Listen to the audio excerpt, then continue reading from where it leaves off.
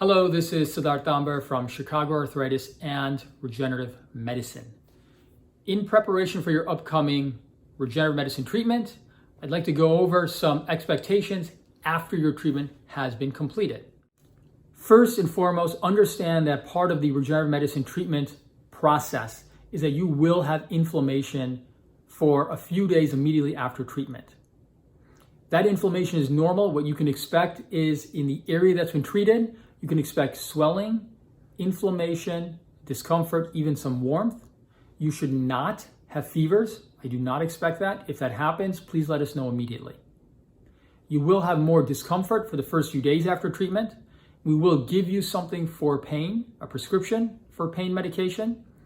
Please avoid taking any anti-inflammatory medications such as ibuprofen, Advil, Aleve, Celebrex, or diclofenac.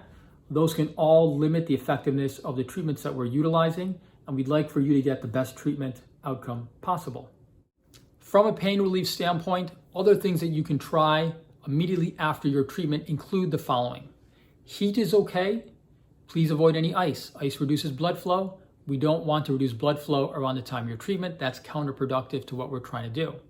Massage is okay. Resting is okay. Please note that if you are reducing your activity level and resting, please make sure that you are on a regular basis, getting up and trying to mobilize the joint or area that's been treated.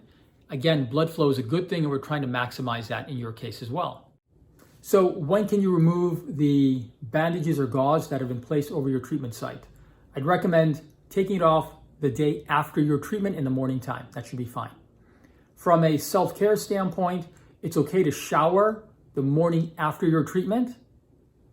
Please avoid any baths, hot tubs, saunas, or pools for the first 72 hours or 3 days after treatment in order to keep the treatment area clean and prevent infection.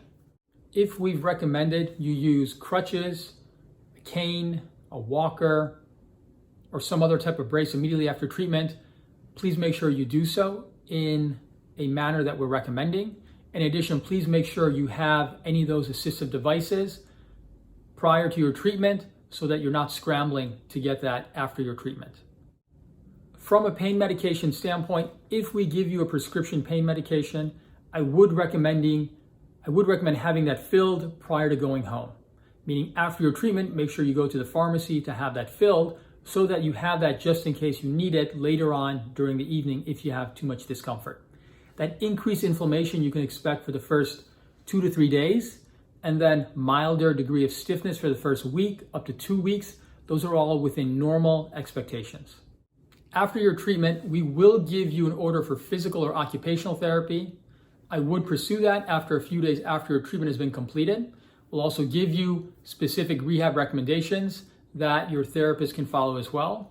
If they have any questions, please have them contact us directly via either email or phone. We're here to help assist. From an activity standpoint, I would recommend trying to reduce your activity or be relatively low impact for the first few days after treatment. Depending on the treatment that you've had, that reduction in activity can last anywhere from 3 days up to 2 weeks.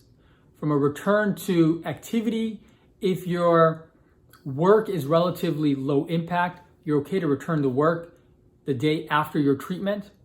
If your work is more high impact, you may need to take some time off of work, and we should give you very specific recommendations in that regard. From an exercise activity standpoint, I recommend the following. You need to reduce your activity level as you're healing. How long you'll need to do that will vary depending on what's being treated and how bad is your injury or pathology to begin with. Good general rules of thumb are the following though. Expect that you'll have a reduction in activity level for the first week up to 2 weeks. As you reincorporate activity, I would recommend starting at a lower level than what you're normally used to. So as an example, if you normally exercise 5 days per week, I would recommend expecting that you may be exercising closer to 3 to 4 days per week starting at 25 to 30% of your normal level, and then every week increasing by another 10 to 20% as tolerated. Understand that physical and occupational therapy will also help progress you through the normal stages of recovery to help you get back to your normal activity level and get you back to the activity level that you desire to be at. From an improvement standpoint, here's what to expect. While we do have patients that can get relatively quick relief, on average, more significant relief should start to be experienced at the 3 to 4 week mark, and that can then progress over the next few months. Depending on which treatment you've had done, for example, if you've had platelet-rich plasma done, expect that you'll have progressive improvement from the 1 month up to 6 month mark. For your bone marrow stem cell treatments, expect that improvement to start at 1 month and progress out to the next 12 months. Thank you again for your time. I appreciate you and your trust in me and my team to help with your musculoskeletal condition. We're here to help. We're here to help with not only your pain, but to get you back to a high level of functional and activity to help optimize your life and live the best version of you and your life possible. Until we can connect again, have a good day and live well. Bye-bye.